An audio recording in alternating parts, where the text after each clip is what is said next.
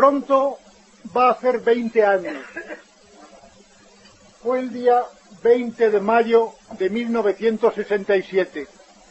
Estábamos reunidos, muchos de vosotros estaríais también, en un local ciertamente más amplio que este, de los que hay al final de la calle de Almansa. Se trataba de un homenaje a los procuradores, todavía en la época de Franco, que habían votado en contra de la ley de libertad religiosa. Ley de libertad religiosa que venía sugerida o impuesta en cierto modo por la Declaración de Libertad Religiosa del Concilio Vaticano II.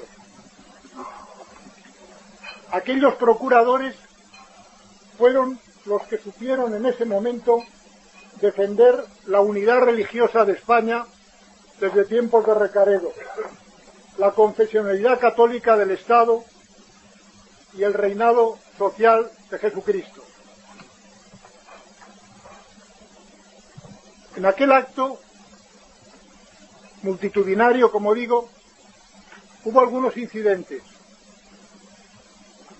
Los grandes ventanales que había encima de la presidencia fueron apedreados desde el exterior y una de las piedras, muchos lo recordaréis, cayó traspasando el cristal delante de la mesa presidencial. Aquellas piedras no eran lanzadas estrictamente por rojos, enemigos de la fe, sino por una nueva clase de católicos que surgía, de católicos rojos o progresistas, esos mismos que ahora terminan, lo habréis leído hace pocos días, sus actos de las JOC y similares con el puño en alto y cantando la Internacional. Para muchos, aquel acto, mejor dicho, aquella ley de libertad religiosa en España era un pequeño detalle, era una cosa sin importancia. Total, se tardaría nada más que de autorizar la propaganda del protestantismo en España, que no convence a nadie. Aquello no significaba nada, y los que se oponían eran unos ultras, unos fanáticos, más papistas que el Papa, etc. Recuerdo perfectamente que Jaime Capmany,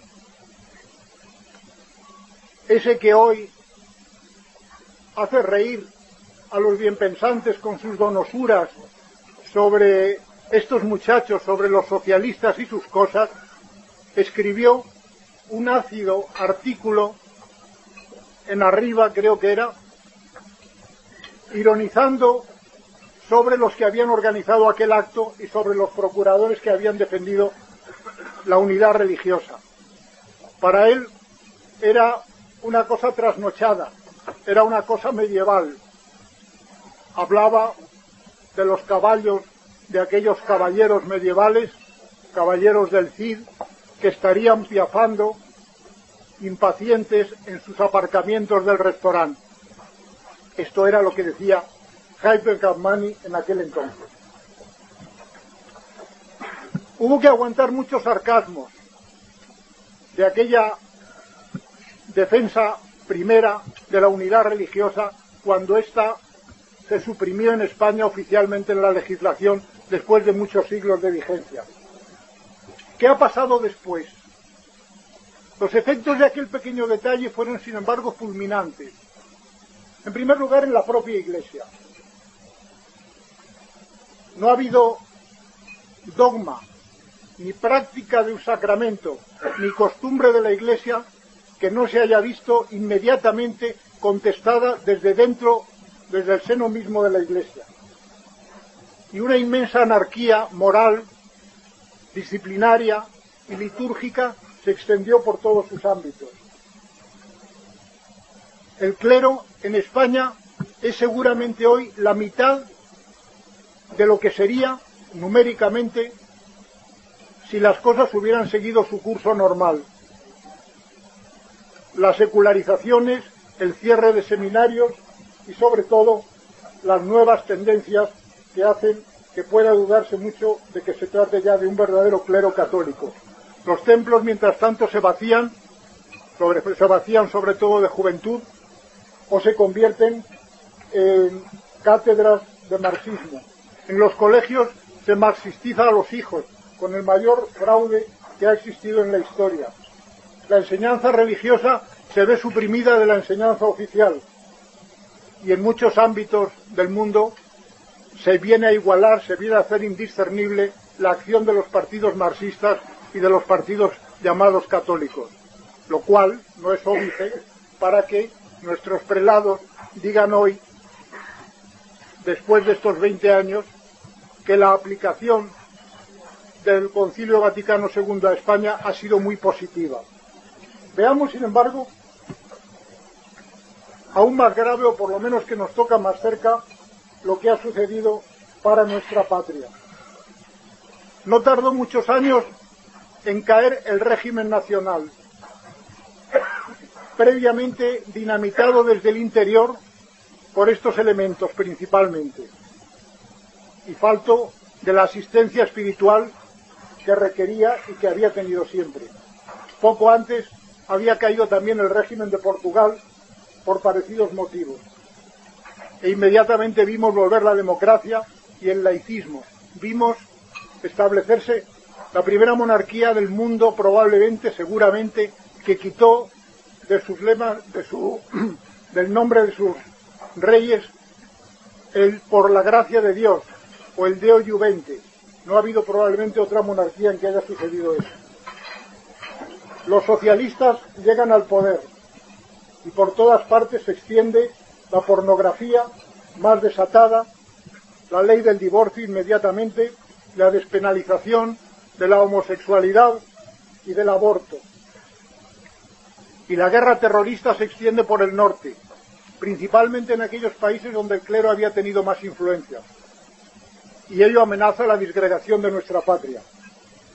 Mientras tanto, también el sacrilegio, el demonismo, en espectáculos absolutamente blasfematorios, sufragados y sostenidos por el Ministerio de Cultura, y por otra parte la difusión no del protestantismo ciertamente, sino del ocultismo, del hinduismo y de la droga, que van cogiendo en nuestra juventud el puesto que abandona la verdadera fe católica. Vemos pues que aquella defensa que hicieron aquellos hombres no fue ciertamente un pequeño detalle. Y es que tenemos que concluir lo siguiente, pienso yo. Sin una religiosidad de base en un país, sin que el país se base en sus leyes y en sus costumbres y en su última ortodoxia pública, en una religión de común aceptación, es imposible que exista una religiosidad popular como la que existía en España. Lo mismo que los hombres, para mantener la fe, tenemos que tener unas costumbres y un modo de vivir congruente para no perder la fe. Del mismo modo, la religiosidad popular se mantiene en medios y ambientes donde se propicia desde las alturas del poder y desde todos los medios posibles.